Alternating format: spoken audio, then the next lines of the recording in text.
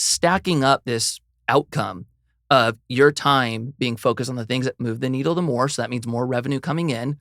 And then eventually you have more and more time freed up. So you'll put yourself in a position 3 to 5 years from now where you actually can choose to put time into it or not, but the entity still runs without you.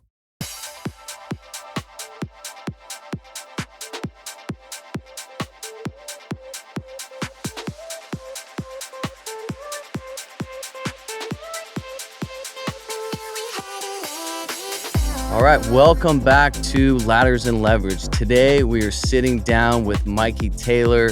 Marissa and I are beyond excited to have Mikey on. So Mikey first became known as one of the most influential skateboarders of his generation. Marissa and I definitely saw you growing up and watching your career blossom. So built a career through sponsorships, competition, become one of the biggest names in skateboarding.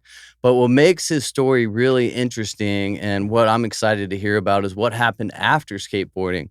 So after retiring from pro skateboarding, Mikey completely reinvented himself, co-founded St. Archer Brewing, getting deep into real estate investing and development, eventually building Commune Capital, focused on multifamily, self-storage, and development projects. And on top of that, he's now serving on the Thousand Oaks City Council as mayor. So what I'm really excited about today is the conversation, because we're not just talking about business. We're talking about how he reinvented fear, mindset, money, risk, California, and especially leadership, and what success actually feels like once you achieve the one thing that thought would make you happy. So Mikey's lived multiple lives already, and I think there's a lot of people listening that will learn from the way he's navigated each chapter, and really excited for this one. So let's get into it. Mikey, welcome to the show. Thanks for having me. Welcome. It's nice to do this with friends. I know, right? Yeah. And local. Yeah, that's right. So you were known for a professional skateboarder, but what's really interesting about your story is not just the success you had in skateboarding. It's how you completely reinvented yourself afterwards. So I want to start from the beginning, before business and the investing world. So question I have, do you miss it, the competition as a professional? Skateboarding? Oh, yeah, of course. Like, life was simple back then. You just got to wake up and skate and have fun. Yeah, I miss it. Probably the thing I miss the most about skateboarding is in our culture, there's a lot of freedom that you actually don't get in real life. Like, I would wake up and we'd decide where to go on a whim. I would get a call from a sponsor telling me I had to be in France the next week. It was so all over the place that it was actually really enjoyable. And then secondarily, when I started skateboarding wasn't really accepted. It was, we were outcast back then. Totally. And so because of that, it created such a tight-knit community. Mm-hmm. So if you were a skater, you didn't have to know another skater. Once you saw them, you were like instantly bros.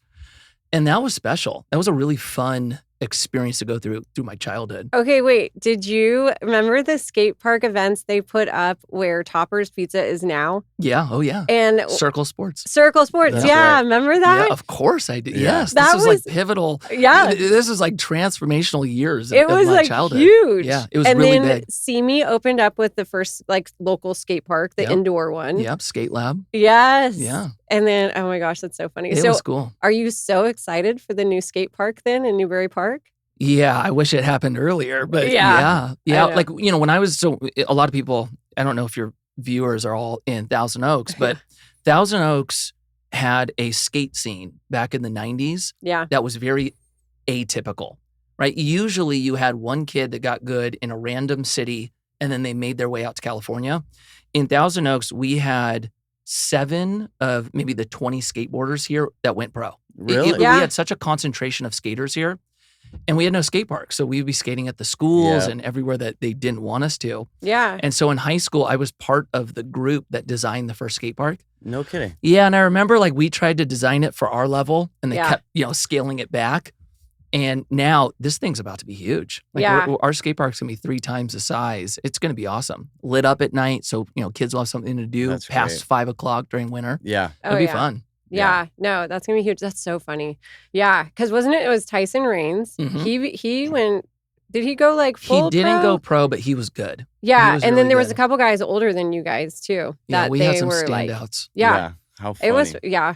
So a lot of, professional athletes struggle after retirement. So did you go through an identity crisis like once that chapter Were was you gone? depressed and started drinking, and that's why you yeah. started a brewery? I know actually the brewery the brewery happened before my career ended. Oh, okay. Oh, okay. So one, I am still yet to meet a pro skateboarder that doesn't go through an identity crisis when their career ends. We all face it, and so for me, I had a career that I didn't think was going to go as long as it did. I was expecting 3 to 5 years because that's typical, and mine ended up going 14. Wow. So right around year 10, I felt like I was cresting, right? Like, Yeah.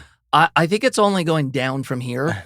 And so I tried to start my business before my career ended to give myself some security in it. Yeah. Because with a startup, you have no idea if it's going to work. In a lot of cases, you're bleeding cash until it gets to a stabilized position.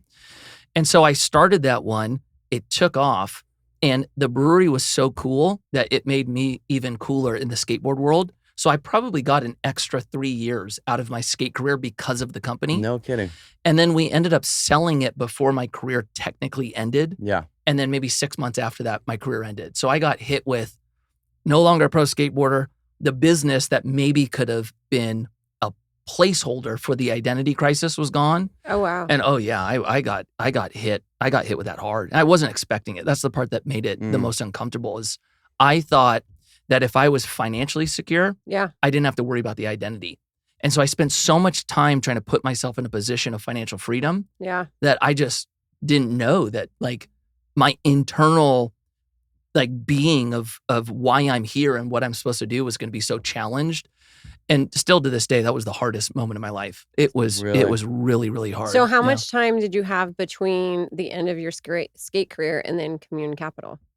So skate career ended, and I probably had a full year of trying to figure out like who I was. Okay. And it to really stack it and let everybody know, when you're a pro athlete, it's everything you do. Yeah. And so I was skating 6 hours a day, every single day. That was for 22 years. That's what I was. That's what I did. Yeah. And at that point, I was starting to build a family. So I was married. I had 2 little kids. And when my career ended, it was right when we had been married 7 years. And everybody refers to this as the 7-year itch. 7-year right? itch. Yeah. Oh my gosh. So career ends. I'm sitting on the couch completely depressed. And at the same time, my wife's looking at me going, this sucks. Like, this is not what I want in a marriage. This isn't what I want in a husband. Like, I had to address a lot at once. Yeah. And so I just tried to like take it one step at a time. Like, what do I need to solve first? And how do I make sure that my marriage doesn't implode? And, what do I do? And then basically we spent a year rebuilding our marriage.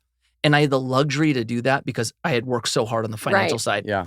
And then I think I came up with the idea for Commune probably a year after my career ended. And then it took me about a year to start it. So every business I've ever started to this point, it takes me about a year from concept to realization.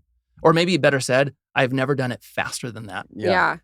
So how did you get exposed to real estate early on? Like, how did you decide? Okay. I was blessed by having a mother who full out panicked when I told her I wasn't going to go to college. Like, she was really scared about that. Yeah. And so when I started making a little bit of money skating, she is the one who put a lot of pressure on me to get help financially. And so I had somebody come into my life that became not just a financial advisor, but a mentor. Yeah. And so he spent time with me in the beginning doing like basic stuff, like we're going to create a budget. And this is why you need to build credit. And then when I got to the point of investing, he was the first person that introduced this idea of starting with the end in mind. What's your goal here? What's your financial freedom number? And when do you want it to kick on? And once we addressed that, then we had a path to start executing on to hopefully get me there.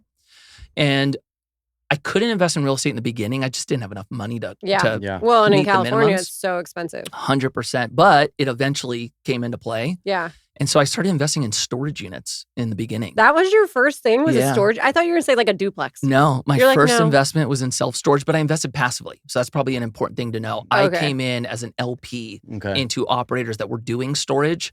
So I was benefiting from an ownership position in real estate and not having Yeah. to sacrifice But time. that's a great way to invest in real estate. It was awesome. It was so good. So that's how it started. Interesting. Where was the first storage unit? So I came into a fund. The very first project in the fund was in Satakoy. So it's Satakoy Self-Storage in Ventura County. Oh, yeah. I drive by it all the time when we Yeah. go to our buildings in Santa Paula. Yep. So Yeah. that was the first asset in this fund. And today the fund still owns it. I It's was the wondering largest that. storage facility in Ventura County. Wow. Oh, my gosh. That's so It funny. was a great first one to get into. Yeah. Yeah. Holy cow. And they still own it. They never sold it. Never sold it. Yeah. That one's like in real estate, and I'm sure you guys speak on this a lot. It's very rare to get grand slams. Usually you're trying to pick off, singles and doubles. Yeah. That thing was like a grand slam out of the park into the bay. That Yeah. was like, to this day, that's the greatest real Well, estate that was investment I've had. before Well, the timing. self-storage was cool. Yeah, it was before it blew up. Yeah, this was yeah. at a time where banks didn't even know how to underwrite Yeah. it. Yeah. Yeah. Because then once people, got a hold of that, I mean, it just seems like everybody was like trying to get into self-storage at one point. Yeah, the rule is once an asset hits influencer land, Yeah. it's pretty saturated. Yeah. It's like I used to love mobile home parks. I still love mobile home parks. They were hot like a And few I years also ago. loved laundry. I really wanted to own laundromats. Did Now, you see this laundromat in LA? no. I saw the coolest laundromat I've ever seen in LA, and they built it like a hipster coffee shop. Oh, and really? so you go So in and smart. it looks Smart, like a place that you want to do work in, and it's got laundromats all around That's the outside. genius. Because think about it. I Yeah. mean, you're sitting there for an Yeah. hour and Yeah. a half. Like, that makes sense. It's cool. I mean, it's Mm. beautiful. Like stunning design. Wow. Where is it in LA? I gotta find it. It hit Oh me my on the gosh. algorithm. So, I- what's harder, dropping into a massive handrail or risking millions in business or real estate?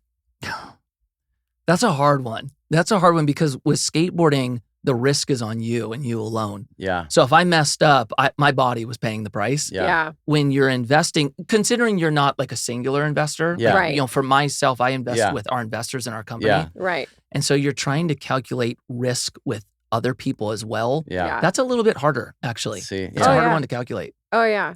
Yeah, I mean, 'cause Danny definitely we feels talk about it that hard. because I say, I'm still a firefighter, and Marissa just can't Yeah. wrap her head around it. But what Because it stresses? doesn't make Why are sense. you still He'll working? run into no. Oh, the He risk. will run into a burning building and not be stressed out at all. And just like, yeah, we got to go. Protocol, da da da. We're going to do this and that, whatever. Go up to the roof, put the hole in the freaking roof, what have you.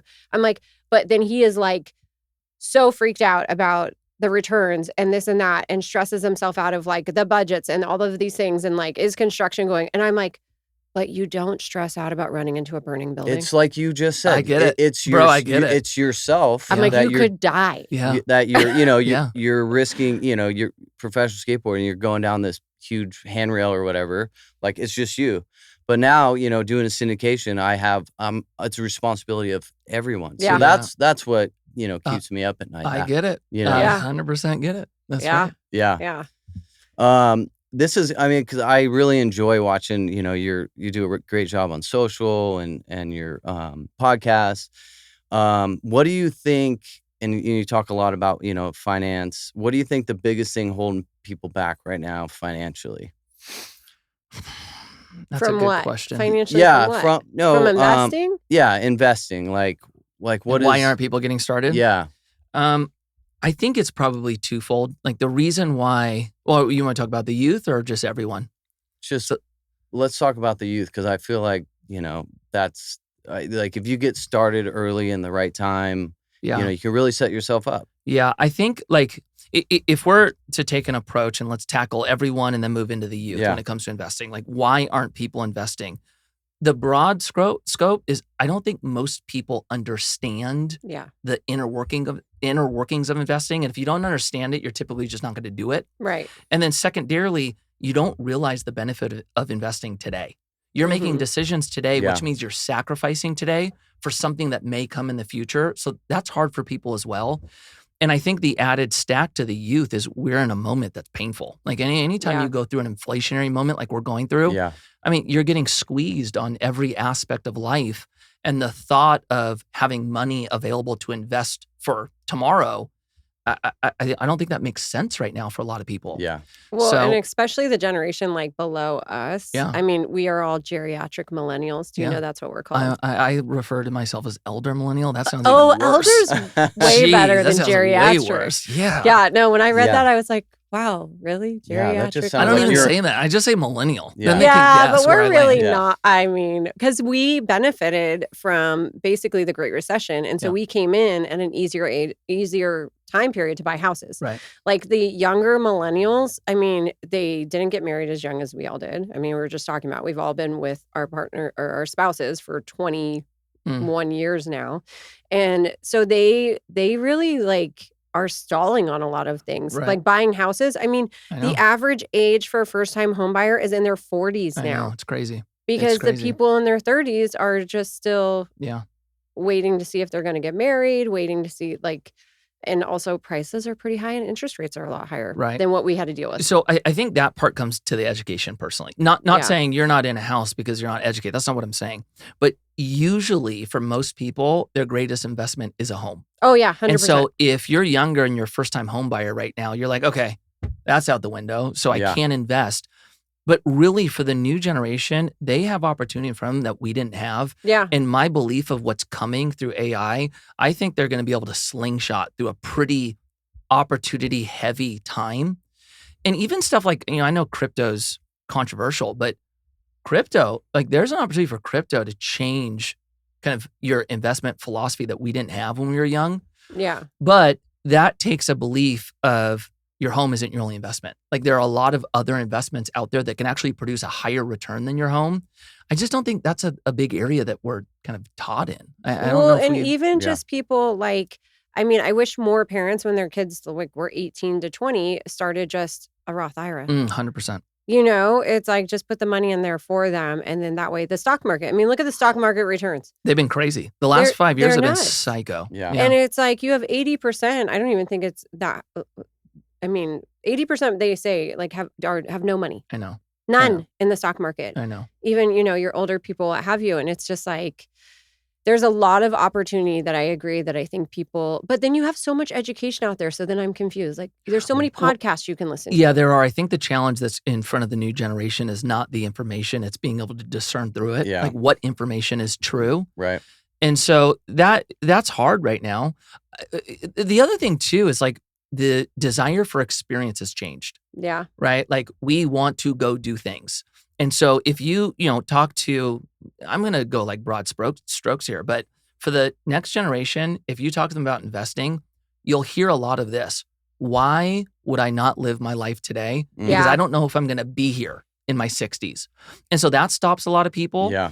And so, it's extreme what you have to do to invest early. Like really what you're talking about is living off top ramen and not going out and hanging out with your friends so that you could put $200 in Yeah. an IRA each month. Sacrifice. It's hard. It's a hard Yeah. sacrifice, but I think it's totally worth it. You just have to be able to paint the picture on Yeah. why it's worth it. Yeah. And Yeah. that's tough to do. No, Yeah. that's good advice. And one thing, so I want to talk a little about mindset. And so I was raised, my grandfather was a fireman. My dad was a fireman. So that was my destiny. But with firemen and a lot of them that I work with, like we are driven on certainty. Mm. I mean, that's why Pensions. pension, right? We get a retirement. And until I got into real estate with Marissa, like I was certainty. I wanted a secure paycheck. I didn't think about investing in the future to get to another level.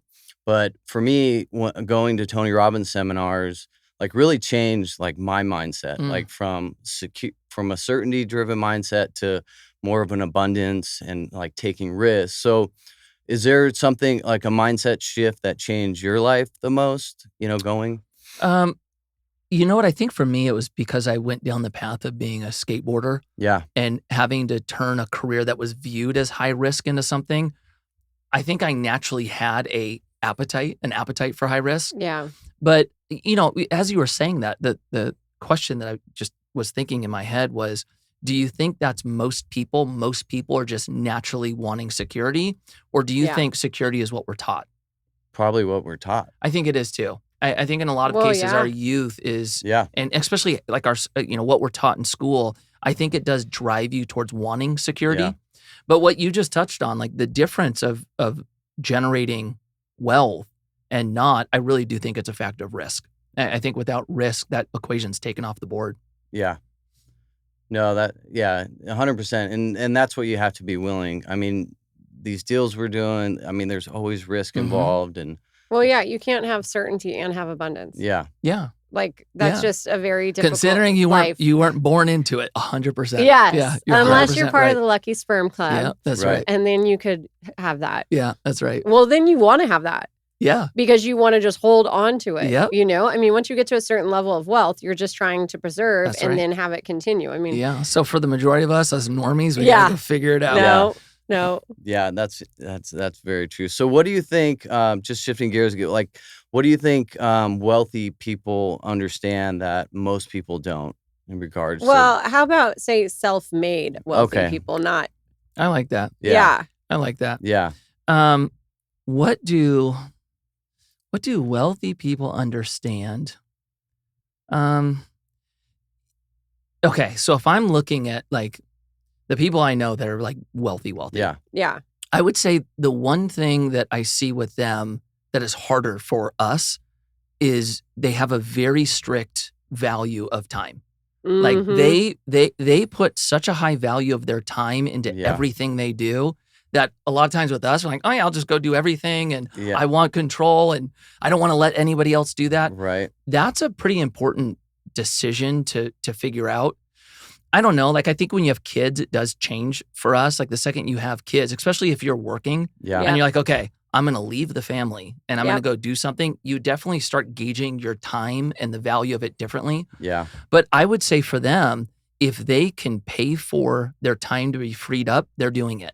Oh, yeah. And in a lot of cases for us, we're like, oh no, I'm capable. I'll do it. Well, it's kind of like grocery shopping. Right. Okay. Like my sister and I talk about this. Like my sister has not grocery shopped in probably 10 years. And she's like, and at first I was like, really? I'm like, I love going to the grocery store. I love looking at food, blah, blah, whatever. And she's like, yeah, but like I could be doing work or I could be doing other things. And so now I'm like on Instacart and I'm like, okay, go to Costco for me. And then I'm like, you are going to get a 15% tip because you are going to Costco and I don't have to. Yep. You know what I mean? It's like, that's where I look at it and I'm like, oh yeah, this is so much better. Like you don't have to have them on payroll, Yeah. right? It's like these gig workers do so much stuff for you. Yeah. I mean, DoorDash as a working mom, best thing ever. Yeah.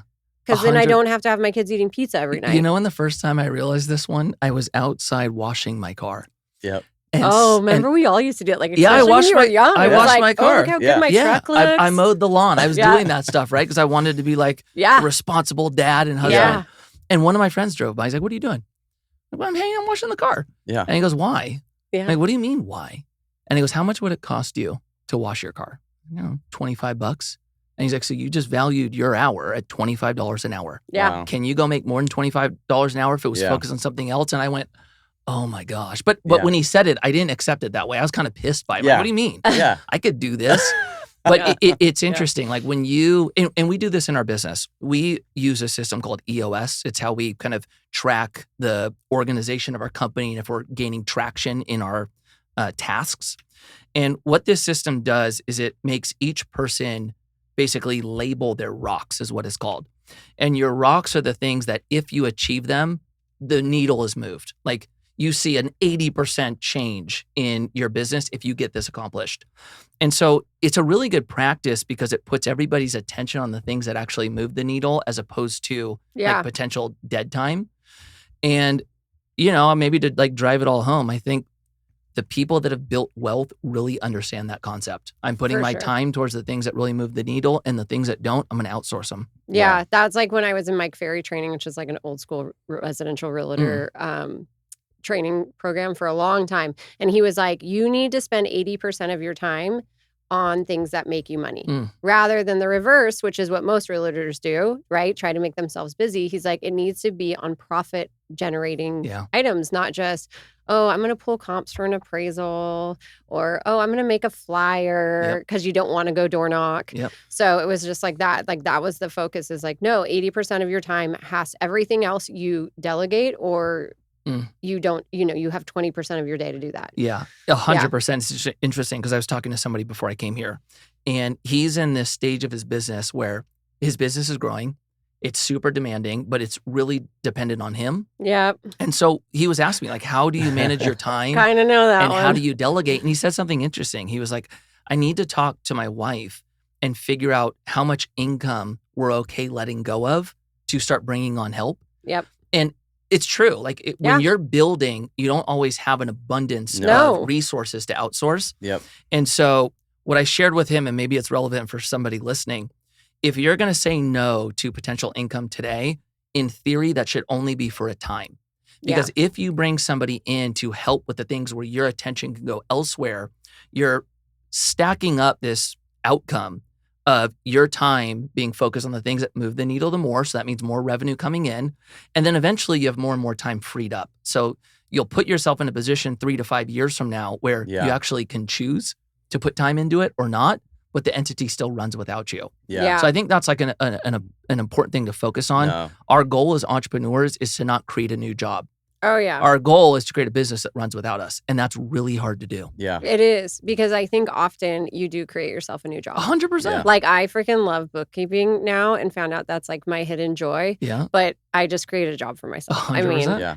but I do feel like I basically say to myself, well, you know where all the money is and all these different businesses, and then no one can steal it from you. Like but that's how I rationalize it in my head. Yeah, but that's what most of us do. Yeah. Most of us have a hard time letting go of control. 100%. No. And we went to Tony Robbins' Business Mastery, and one of the things he talks about is, are you a business operator or business owner? Because if you're a business, if you can't leave for 2 months, he goes, you're a business operator. You're not a business owner. That's right. Yeah. That's absolutely right. And Marissa and I both We struggle with it so much, especially delegating. And I mean, her. We all, just so you guys know, we all struggle with this. Yeah. Like, it's hard. Yeah. Oh, yeah. It is. It's But, really. Yeah. So, okay, at Commune Capital, what are you guys? Well, first of all, I want to ask, what happened with the whole Ventura project and the shoring? Where are you at with that? Because I talked to you like right after that happened. Yeah, and you then called me. Like, I'm so sorry. Yeah. I was like, how's it going? Okay, so we still have it. We have a project that's about 300 feet from the water. So in that city, the water tables fluctuate, and there's high levels of water underneath the soil. And so on that project, we were doing a subterranean parking lot. So we had to dig deep, and then we had to do a shoring wall. And a corner of the wall gave out. And when it gave out, earth moved. And so it happened, and it's so interesting, right? There's a guy out there that does not like what I do, and so it very quickly hit social media. Yeah. And at the same time, we are dealing with investors, and we have attorneys, and the attorneys basically are going to tell you, you can't say anything. Keep your mouth shut. Yeah. And so you're just taking it on the chin. Yeah. And so what ended up happening, it cost us about 4 months of time trying to figure out what happened, bringing on third-party engineers to, find out where it went wrong. Yeah. We had to do additional soil studies. And then now we're at the point where we got everything through to the city. We're back working on the project. Okay. Oh, okay. And so we lost some time. That's the hardest thing about real estate. From the cost standpoint, we did not lose a ton of cost. But when you're if you're a company that has investor capital, the big metric for us is IRR. Yeah. And IRR considers time. And so if you lose time, your IRR goes down. And so we were mindful of that. Like, what does this mean? And then the PR side of it was tough. Yeah. Yeah. I had to take that one. Yeah. Yeah. Yeah. Yeah. Well, that's kind of like, Brandon. Yeah. Brandon Turner's going through it right now. Oh Yeah, my that's right. gosh. Yeah. I mean, he's got to be, because we were talking about, I'm like, we were looking at those funds to invest, Mhm. and we would have been like the B class. Yeah. And I was like, wow. And his posts, like reading that, I was like, that is literally, I'm thinking about that constantly. Yeah. That whole scenario. Like right now, okay, we're in a year where no one projected that interest rates were going to go up. Right. Everyone thought there was going to be cuts, or at least just stay the same. Right. Nobody thought a 0.5 point increase within a few months. Right. Right. We've only been in the Iran war 3 months. So that's crazy to me. And then the way I thought he handled it well, his post. Yeah. That one's been, so I'm friends with him. Yeah. I Yeah. talk to I him know that. often. Yeah. And so I knew that this had happened and was, hearing Yeah. what he was struggling with a few months ago. And then when I saw the post, it was interesting seeing people's responses I to know. it. Me too. I read through it. Oh, I didn't Yeah. read any of the comments. Oh yeah, Oh, it was That's Really? your typical haters. yeah, Oh, and like look, people are always- at the end of the day, like we have a responsibility Yeah. of people that are working their butts off Yeah. to make money, and then they're trusting us with their money and Yeah. their investment. Yeah. So that's a great responsibility for us.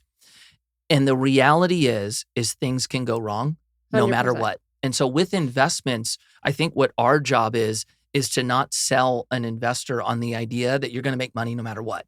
No. It's really being clear with them. Hey, this is what we're seeing. These are the assumptions. Yeah. These are the risks involved. And then, it's just been interesting watching people take his post and then speak on it. He blew it here. He shouldn't have done this. And I don't know. I've been managing money for a long time, and I know that could happen to all of us. Oh, yeah, So I'm 100%. trying to take it through the lens of I thought it was amazing that he just Yeah. went out there and told everybody this Yeah. is what happened. Here was my underwriting, so everybody's looking at the financials, and things went wrong. Yeah. Yeah.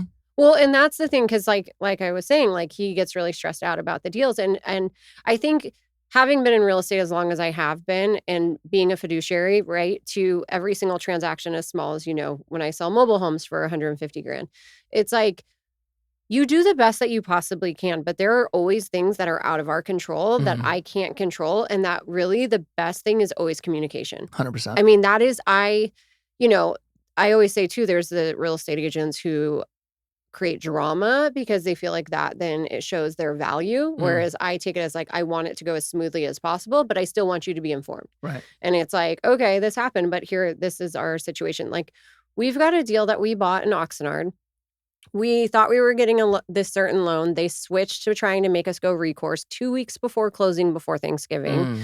We flipped to private money. Mm-hmm. So our structure of our funding was totally different. We ended up throwing in our syndication fees because we didn't have the same cash on hand that we thought we were going to have, right? So those are sitting in there. Yeah. And then it's like on top of it, Oxnard, we didn't realize, had never done an ADU like permitting process on multifamily. Right. So we're in 18 months and still don't even have permits. Oh, listen, I wish I could tell you that never happened to me, but we deal with that all the time. I know. Yeah. And so we're flipping it and we're like, okay, you also have inflationary pressures that we didn't really, weren't predicting. And so, but luckily, instead of flipping 5 of the units just from whatever people moving, we flipped enough of them where we're like, well, we could just refinance it right now and then not build the ADUs. Right. That's And what we did look at selling it, but we're like, oh, you can't because the cap rates are so high now because of the interest rates. We're like, well, 100%. so the business plan isn't turning out exactly how we had projected, but we're like, well, it's better this, and we just hold it and Correct. get cash flow Yeah. then. And the IRR will be lower because you're not going to get the return unless interest rates really went down dramatically in the next 5 years, and then we could sell it. Yeah. But we're like, hey, you're still cash flowing. Yeah, I think the best thing for us to focus on is there's 2 steps when you're dealing with investor capital. The very first step and what we need to focus on is get the principal back. Yes. Yeah. And then 100%. secondarily, you focus on return. And so I think that's just important for us to know. Like if we're promoting a 15% IRR and then we're like, okay, things change and we're right sizing it. Now it's 9. Well, in that calculation, that's principal back plus a 9% average annual return. That is a win. Yes. As opposed to a lot of times we're like, oh, we failed because we thought it was going to be 15 and now it's not. This guy right here. Oh my gosh, It's normal. that's Danny. It's totally normal for us. He'll be like, wait, the numbers went from that to that. And I'm like, yeah, but like, I get the stock market's going crazy, but my parents have been financial advisors since I was young.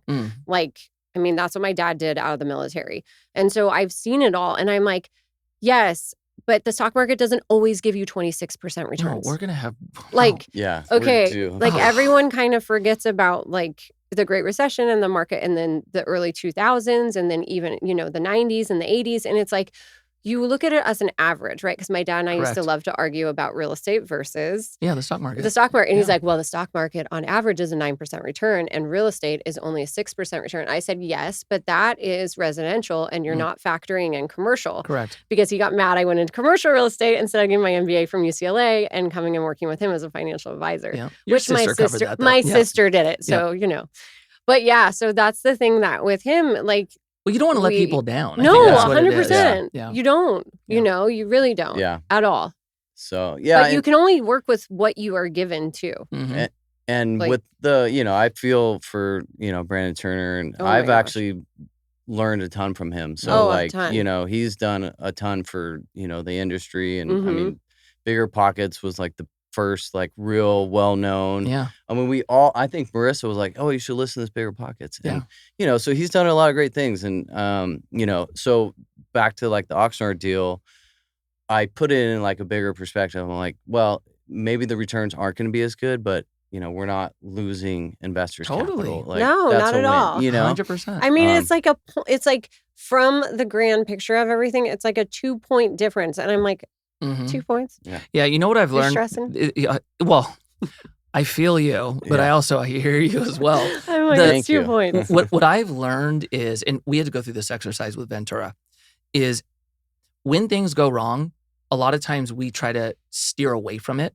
And you feel this pressure inside to communicate this optimistic message that everything's going to be okay. Yeah.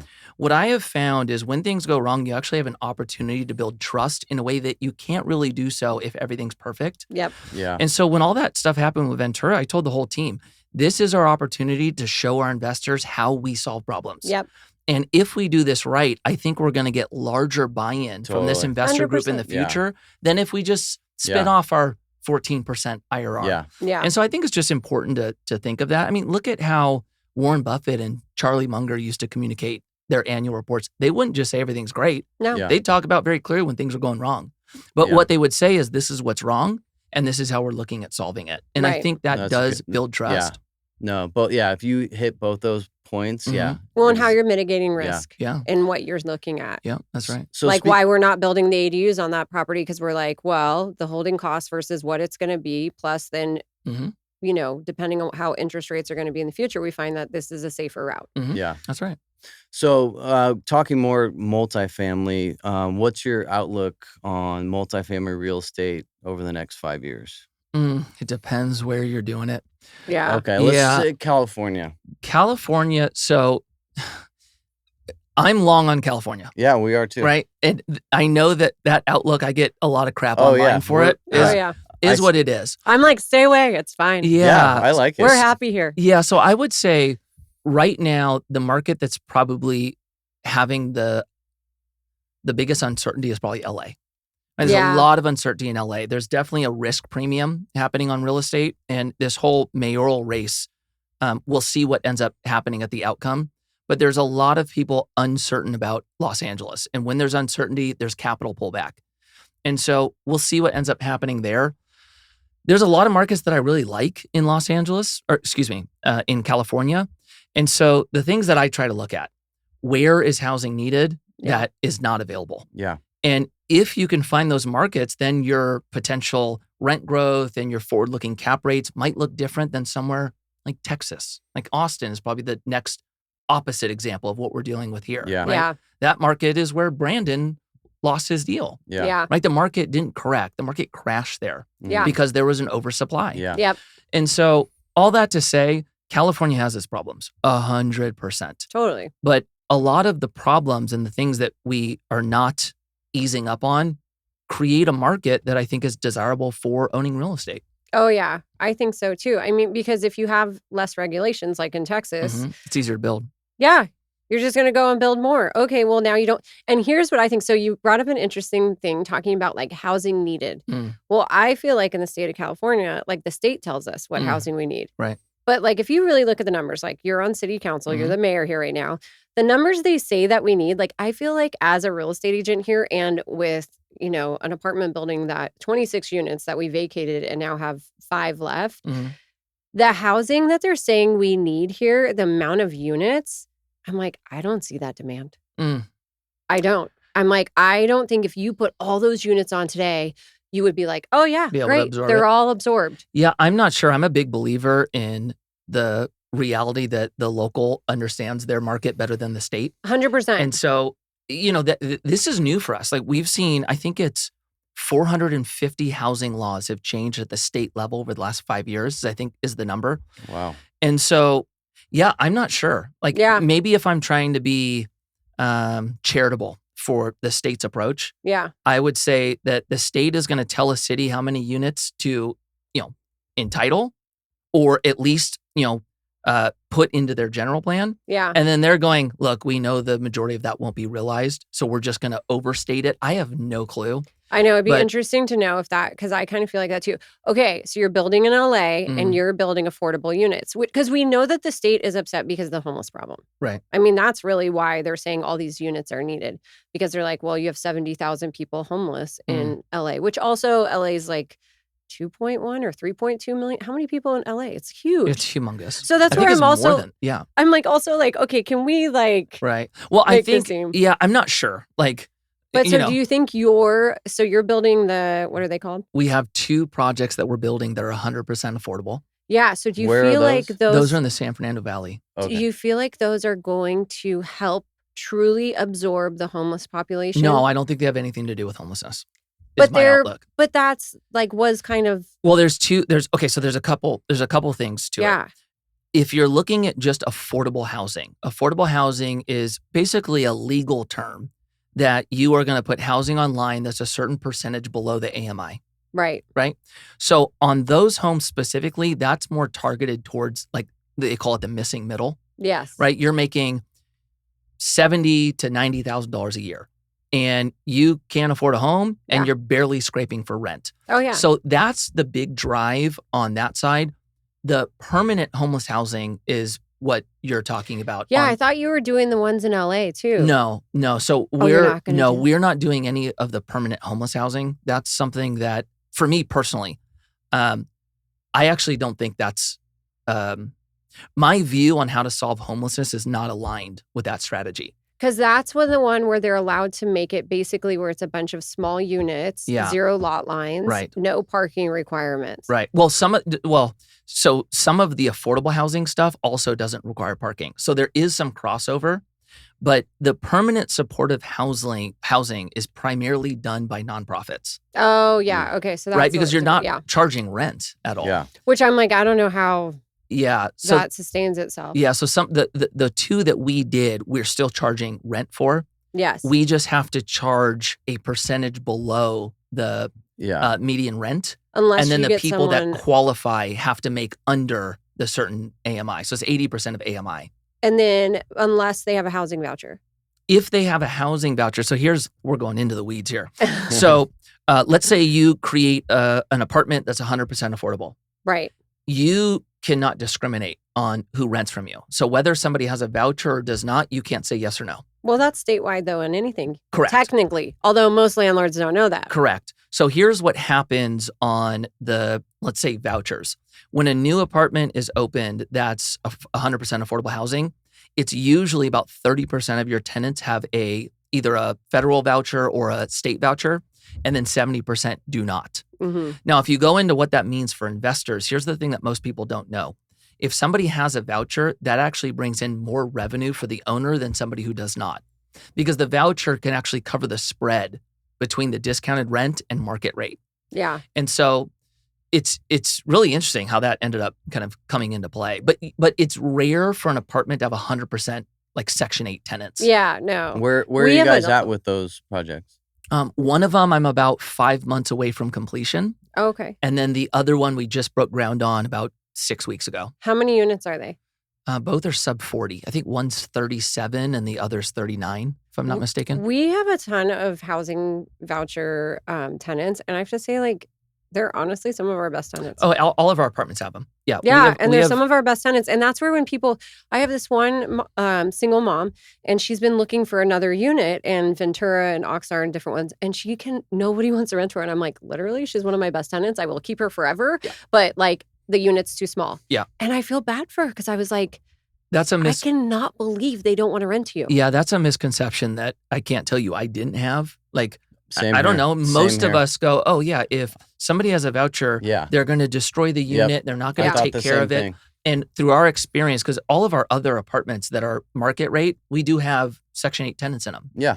And Same. no, I agree with you. Yeah. Our experiences, they've been great. Yeah. Yeah. They take care of the unit. Oh, They yeah. treat it like a home just Yeah. like anyone else would. Yeah. They Well- just have help. Well, and also, I mean, they're kind of held to like a little higher standard. They I mean, are. they have inspections, and then they also have, if you're late on your rent, like we're Yeah. going to talk to the housing department. And they have to report every year their so- finances and get that updated and all of it. Yeah, I so mean, there's actually an extra layer of accountability that most people aren't aware of. Yeah. You're right.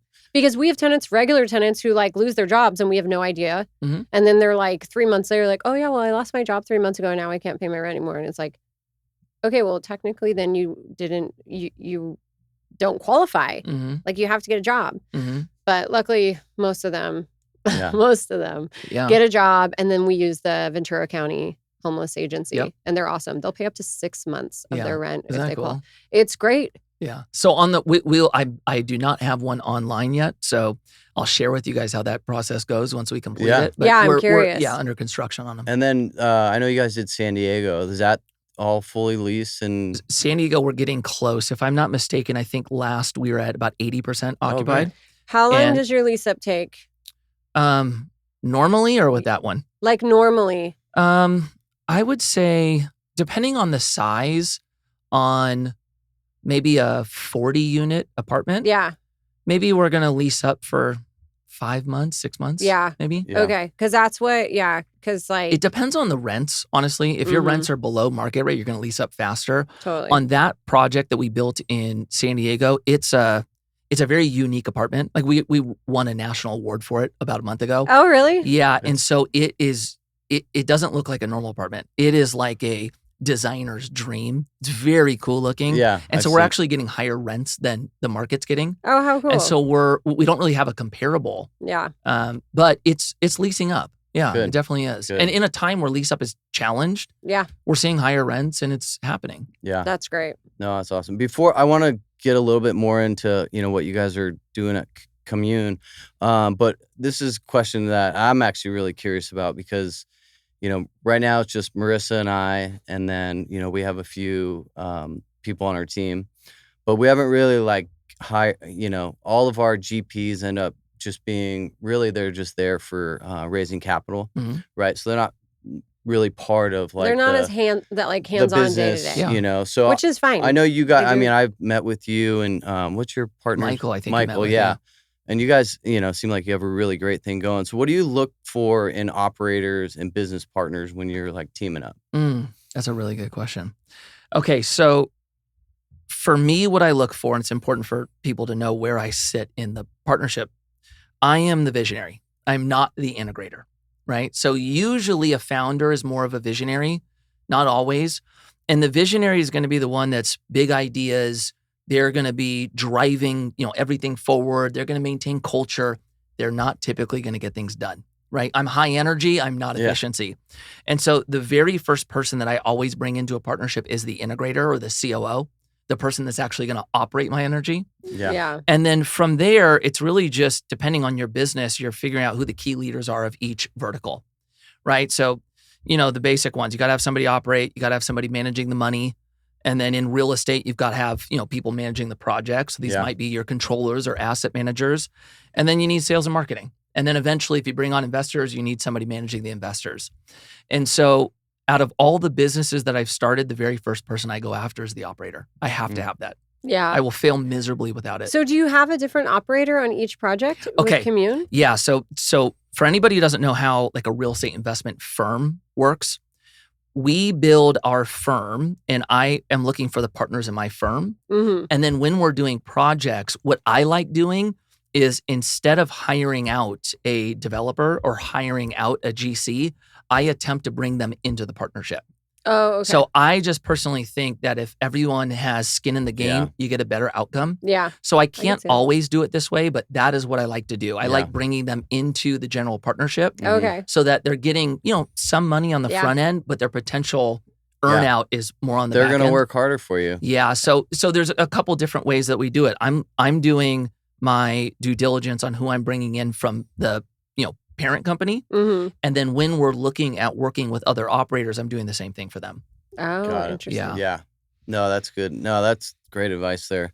What is I have one more question before we dive into this next section. What's the biggest financial lesson you wish that you learned earlier, if you have one? Oh gosh, there's been a lot of lessons. I would say, some of the early ones, I didn't totally understand financial freedom and when I wanted to achieve it very early on. So I was putting a lot of my money in retirement accounts. Probably would have changed that dynamic a little bit.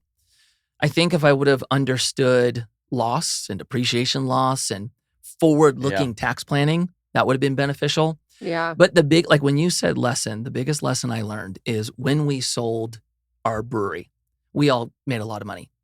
And what happens is you get confidence that you're just the man and you're going to do everything right. And I came into an investment following the exit with too much confidence. And I took an L there. Really? Oh, yeah. Yeah. And Yeah. so, and it wasn't that, it's interesting. It wasn't that I didn't do the correct due diligence when I was looking at the investment. I came in too hot. I shouldn't have invested the amount I did. Oh, gotcha. But just coming off a win, you got to be mindful of that. Yeah. You're going to feel good about yourself. You're going to feel like you can't do things wrong. Yeah. And there was some exposure I took. Yeah. Yeah. That one hurt. That one still hurts. Sorry to bring it up. So back to commune. Are you guys focused on, what are you guys focused on right now? What are you guys looking for? Are you guys still going to do the, apartments? Are you doing the, So for us, our business is focused around 2 asset classes, multifamily and self-storage. Yeah. And self-storage right now, we're not seeing a lot of opportunity. Yeah. It's soft, it's saturated, and the price is not matching our buy box yet. And so not a lot of self-storage. On the multifamily side, what we've been experiencing is deal flow has significantly increased. Yeah. We're seeing a lot of deals, but our challenge now is on the capital. It's really hard for us to raise capital right now. And so we're having to say no to a lot of projects, which for a visionary, optimistic type of person is hard. But I think that was the pullback that we saw. We saw a lot of pullback from the retail accredited investor. So that's what we're having. I would say that's where our attention is going right now. We've got to work 3 or 4 times as hard to raise half of the money. Wow. Yeah. We have seen less deals come through. Yeah. Honestly. But we're like sub 50 units. So, but yeah, there just hasn't been much on the market. Yeah, I think for us, I've always felt like we sat in this sweet spot where we were larger than maybe most, like we call them mom and pop investors, but we were smaller than the big players. Yeah. And so we did feel like we saw more opportunity there. Yeah. But the other factor is not always, but in certain times of the market, development can produce a higher return. And so, you asking about multifamily in California, I don't think stabilized deals make any sense right now unless you're buying in cash and you're trying to have a bond alternative. So there's your stabilized. Your light value add is really hard to pencil. Yeah. I think what you guys are doing, which is a heavy value add. You guys are doing a heavy value add because you guys are You actually have to. having development on top of it with the ADU Yeah. additions, right? Yeah. And so if you do that, you have the opportunity to focus on your yield on cost. And that's where it can get larger than your interest rate. Yep. But, you'll look at markets in let's use Austin. Austin makes 0 sense to build right now Yeah. because you can buy existing projects that aren't fully stabilized for 40, 50, 60% of replacement cost. Wow. So if you can do that, you're not building. Yeah. And so I think it depends on where you are. But I don't know. I think this is going to take some time to figure out. Yeah. Yeah. So, to bring it back to the state, the state has recommended us put certain amount of units Yeah. online. The market is ice right now. Yeah. And it's going to take some time to thaw out. So I'm not sure we're even going to realize a 10th of the arena numbers in the next 5 years. I think it's going to take a long time. Yeah. Yeah. For sure. For sure. So, kind of a 2-part question. So what's harder today, finding deals, financing deals, or executing deals? And what is your favorite part of the deal? Okay. So right now for us, operating the deals is easier than it's ever been.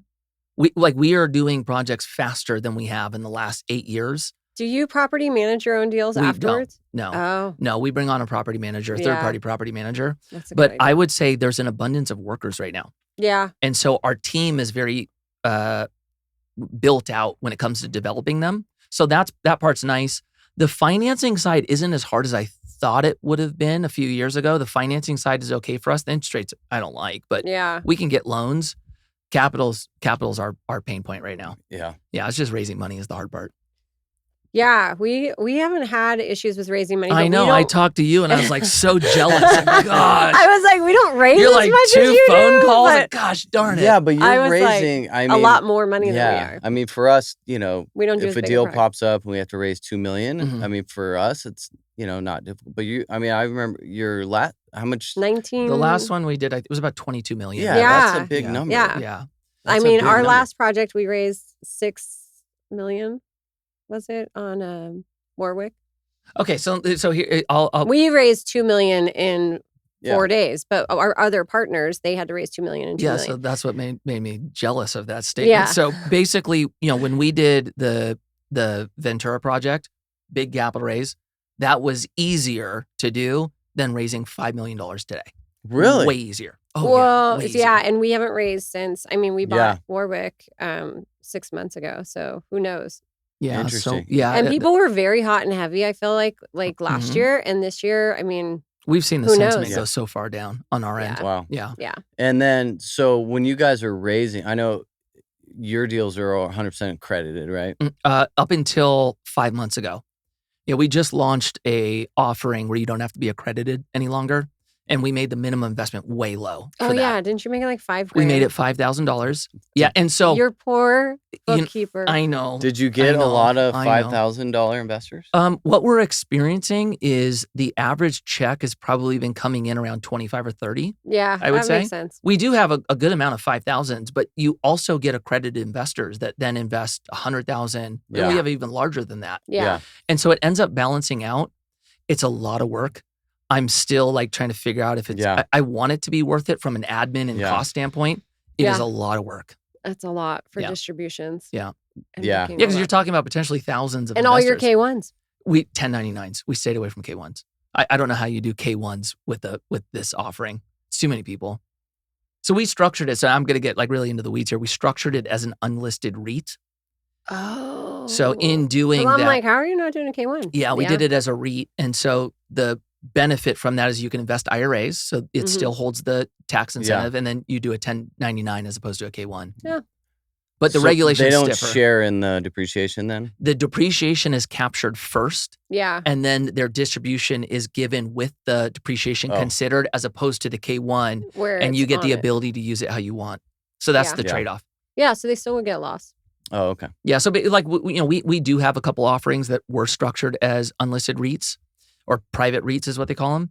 And so, we've had examples where distributions were given out for years and none of it was reported as taxable. Wow. They just can't use the Yeah. depreciation to offset other income they have. Got Yeah. it. Yeah. So I like everything. There's Yeah. pros and Yeah. cons. I know. Yeah. Yeah.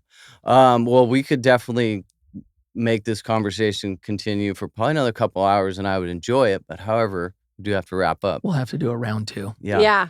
And we always finish our episodes with the final 5. Mm. So what is the best advice you've ever received? In general, gosh, happy wife, happy life. There you go. I love it. Yeah, that was a I love it. that's a good one. Yeah. That's a really It good kind of one. just makes everything go smoother that way. 100%. Yeah. Yeah, that was a It good piece of does. advice. And now what's the worst advice you ever received? Huh.